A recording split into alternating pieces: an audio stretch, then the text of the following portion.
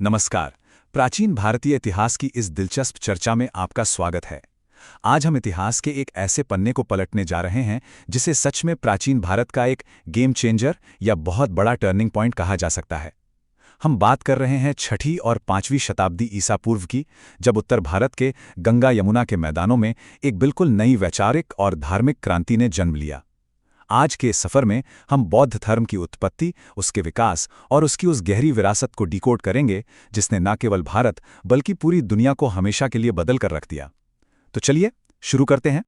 आगे बढ़ने से पहले जल्दी से देख लेते हैं कि आज का हमारा सफर कैसा रहेगा। हम इसे 6 हिस्सों में बांटेंगे। पहले एक नए धर्म का उदय, फिर गौतम बुद्ध की यात्रा, उसके बाद निर्वाण का मार्ग, इसका विकास और वैश्विक फैलाव, भारत में इसका पतन और अंत में इसकी एक स्थायी सांस्कृतिक विरासत। सदियों का ये लंबा और जटिल इतिहास बहुत ही मजेदार और आसान तरीके से हमारे सामने आने वाला है। तो शुरुआत करते हैं पहले पड़ाव से, एक नए धर्म का उदय। देखिए, इतिहास में कोई भी बड़ी क्रांति अचानक रातों रात नहीं होती। उस वक्त मध्य गंगा के मैदानों की सामाजिक और आर्थिक स्थिति ही कुछ ऐसी थी कि बदलाव होना तय था। एक तरफ तो उत्तर वैदिक काल में वर्ण व्यवस्था बहुत ज्यादा कठोर और पूरी तरह जन्म पर आधारित हो चुकी थी, और वहीं दूसरी तरफ खेती बढ़ रही थी, सिक्कों का चलन आ गया था और व्यापार में जबरदस्त तेजी आ रही थी। इससे समाज में व्यापारी वर्ग यानी वैश्य आर्थिक रूप से बहुत मजबूत हो गए। अब दिलचस्प बात यह थी कि इन व्यापारियों के पास पैसा तो बहुत था, लेकिन उस कठोर वर्ण व्यवस्था के चलते उन्हें वो सामाजिक सम्मान नहीं मिल रहा था जिसके वो हकदार थे।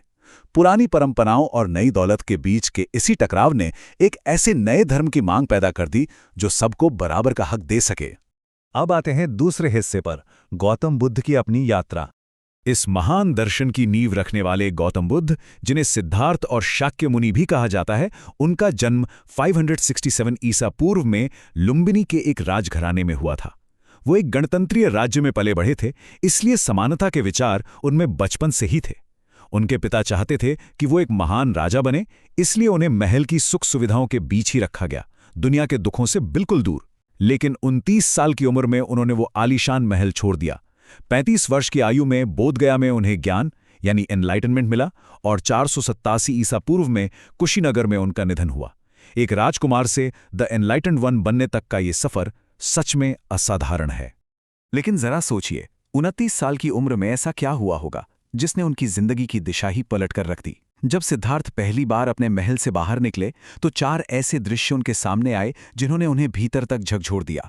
एक बूढ़ा व्यक्ति जो ढलती उम्र का प्रतीक था, एक बीमार इंसान जो दर्द से तड़प रहा था, एक नश्वर मृत शरीर, और आखिर में एक शांत तपस्वी जो इन सभी मानवीय दुखों का हल खोज रहा था। बस इन्हीं 4 दृश्यों ने राजकुमार की उस लग्जरी वाली दुनिया का बुलबुला हमेशा के लिए फोड़ दिया और उन्हें इंसान के दुखों का एक पक्का समाधान खोजने के सफर पर निकाल दिया। चलिए अब समझते हैं हमारा तीसरा विषय, निर्वाण का मार्ग। गौतम बुद्ध की सबसे खास बात यह थी कि उन्होंने खुद को कभी भगवान के तौर पर पेश नहीं किया। वो एक बहुत ही प्रैक्टिकल इंसान थे। उन्होंने सीधी सी बात कही कि दुनिया दुखों से भरी है और इन दुखों की जड़ है हमारी अपनी इच्छाएं। तो फिर इन दुखों से बचने का रास्ता क्या है? उन्होंने जो उपाय बताया वो है द मिडल पाथ यानी मध्यम मार्ग। उनका मानना था कि निर्वाण इसी जन्म में पाया जा सकता है। इसके लिए ना तो महल जैसी बहुत ज्यादा विलासिता चाहिए और ना ही शरीर को कष्ट देने वाली कोई कठोर तपस्या। बस इन दोनों के बीच का एक संतुलन चाहिए। यही है मध्यम मार्ग। और इस मध्यम मार्ग पर चलने के लिए बुद्ध ने 8 बातें बताईं जिन्हें अष्टांगिक मार्ग कहते हैं। इसमें शामिल हैं सम्यक दृष्टि, सम्यक संकल्प, सम्यक वाणी, सम्यक कर्म, सम्यक आजीविका, सम्यक व्यायाम, सम्यक स्मृति और सम्यक समाधि। सुनने में भारी लग सकता है, लेकिन असल में ये जीवन जीने का एक बहुत ही साफ और सीधा तरीका था। सबसे बड़ी बात, इस रास्ते पर चलने के लिए किसी तरह के भारी भरकम कर्मकांड या पूजा पाठ की जरूरत नहीं थी। इसने धर्म को आम लोगों के लिए बहुत ही आसान बना दिया। अब एक बहुत ही दिलचस्प तुलना देखिए। अगर हम बौद्ध धर्म की तुलना इसके साथ साथ चल रहे जैन धर्म से करें तो एक बड़ा वैचारिक अंतर नजर आता है। जहां जैन धर्म मोक्ष पाने के लिए बहुत ही कठोर तपस्या पर जोर देता है, वहीं बौद्ध धर्म सिर्फ मध्यम मार्ग की बात करता है। जैन धर्म में किसी जीव को नुकसान पहुंचाना सबसे बड़ा पाप है, जबकि बौद्ध धर्म में पाप की कोई ऐसी एकदम कड़क और अलग परिभाषा नहीं दी गई है। बौद्ध धर्म के इसी संतुलित और लिबरल नजरिए ने ही इसे बहुत ही कम समय में आम जनता के बीच पॉपुलर कर दिया। आगे बढ़ते हैं चौथे हिस्से की ओर, इस धर्म का विकास और वैश्विक फैलाव। अपनी आसान पाली भाषा और समाज के हर तबके के लिए खुले संघ की वजह से ये दर्शन आग की तरह फैला। बुद्ध के जाने के बाद उनकी बातों को सहेजने के लिए 4 बड़ी संगीतियां यानी काउंसिल्स बुलाई गईं। पहली काउंसिल अजातशत्रु और दूसरी कालाशोक के समय हुई। लेकिन तीसरी काउंसिल ने तो सच में इतिहास ही बदल दिया। सम्राट अशोक के समय में इसे भारत की सीमाओं के पार भेजा गया और ये एक ग्लोबल धर्म बन गया। वहीं कनिष्क के समय जो चौथी काउंसिल हुई, उसने इस धर्म में एक बहुत बड़ा वैचारिक बंटवारा कर दिया। चौथी काउंसिल में जो बंटवारा हुआ, उसमें पहला हिस्सा कहलाया महायान यानी ग्रेट व्हीकल। ये वो संप्रदाय था जिसने बुद्ध को महज एक गुरु या मार्गदर्शक से हटाकर सीधे भगवान का दर्जा दे दिया और उनकी मूर्तियों की पूजा शुरू कर दी। आज हम चीन, जापान और कोरिया जैसे उत्तरी और पूर्वी एशियाई देशों में जो बौद्ध धर्म देखते हैं, वो मुख्य रूप से इसी विचारधारा को मानते हैं। वहीं दूसरा हिस्सा था हेनयान या लेसर व्हीकल। इस संप्रदाय ने मूर्ति पूजा को पूरी तरह से रिजेक्ट कर दिया। उनका फोकस बुद्ध की मूल शिक्षाओं पर ही रहा और उन्होंने खुद के अनुशासन से मोक्ष पाने पर ध्यान दिया। श्रीलंका, म्यांमार और थाईलैंड जैसे दक्षिण पूर्व एशियाई देशों में इसी विचारधारा ने अपनी सबसे गहरी जड़ें जमाईं। और देखिए, समय के साथ बदलाव तो आते ही हैं, है ना? करीब 900 ईस्वी के आसपास भारत में इसका एक तीसरा रूप भी सामने आया, जिसे वज्रयान या तांत्रिक बौद्ध धर्म कहा गया।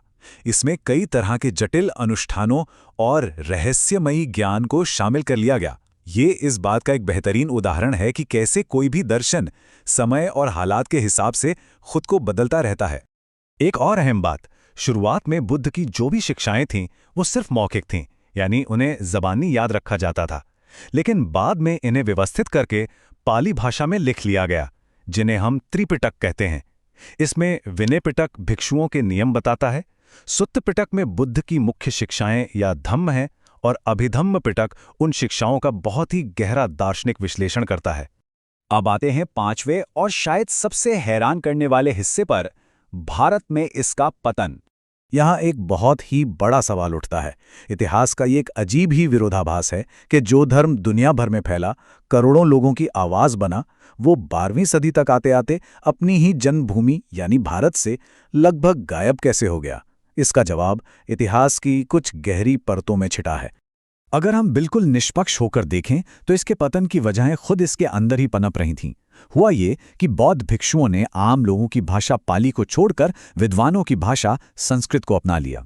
नतीजा, वो आम जनता से कटने लगे और जिन जटिल कर्मकांडों और धन संचय के खिलाफ इस धर्म ने शुरुआत में आवाज उठाई थी, वही सारी बुराइयां वापस इन मठों में आ गईं। साथ ही ब्राह्मण धर्म ने भी इस चुनौती को देखते हुए अपने अंदर बहुत से बड़े सुधार कर लिए। इसे एक उदाहरण से समझते हैं। क्या आप सोच सकते हैं कि उस वक्त अकेले प्रसिद्ध नालंदा बौद्ध मठ करीब 200 गांवों से टैक्स या रेवेन्यू वसूलता था? ये विशाल आंकड़ा ही बताने के लिए काफ़ी है कि ये मठ कितने ज़्यादा अमीर हो चुके थे और बुद्ध की सादगी से कितने दूर जा चुके थे। बाद में यही बेहिसाब दौलत बाहरी आक्रमणकारियों को अपनी ओर खींच लाई, जिन्होंने इन मठों को नष्ट कर दिया और भारत में इस धर्म का संस्थागत रूप से पतन हो गया। भले ही संस्थाएं टूट गईं, लेकिन अब आते हैं हमारे आखिरी हिस्से पर, एक स्थायी सांस्कृतिक विरासत। संस्थागत रूप से भले ही यह धर्म भारत से कमजोर हो गया हो, लेकिन इस दर्शन ने हमारे समाज पर जो अमिट छाप छोड़ी है, उसे कोई नहीं मिटा सकता। महिलाओं और शूद्रों को समाज में समानता देना, लोगों को अंधविश्वास से निकालकर तर्क और लॉजिक की तरफ ले जाना, गांधार कला के रूप में पहली बार मानव मूर्तियों का निर्माण करना और अहिंसा के उस मजबूत सिद्धांत को स्थापित करना जो आज भी हमारे मूल्यों की जान है, ये सब इसी की तो देन है। नालंदा जैसी पहली रेजिडेंशियल यूनिवर्सिटीज भी इसी की एक अमर विरासत हैं। तो इस पूरी चर्चा को समेटते हुए हम यही कह सकते हैं कि अपनी जन्मभूमि से लगभग विदा लेने के बावजूद आज भी दुनिया भर में करोड़ों लोग बुद्ध के दिखाए उस मध्यम मार्ग पर चलते हैं। ये कितनी अद्भुत बात है कि कैसे एक अकेले इंसान की आध्यात्मिक खोज ने सदियों तक इंसानों की नैतिकता को दिशा दी है। क्या ये इतिहास हमें ये सोचने पर मजबूर नहीं करता कि दुनिया की सबसे बड़ी और सच्ची क्रांतियां किसी युद्ध के मैदान में नहीं, बल्कि इंसानी विचारों के अंदर होती हैं? आज की चर्चा में बस इतना ही।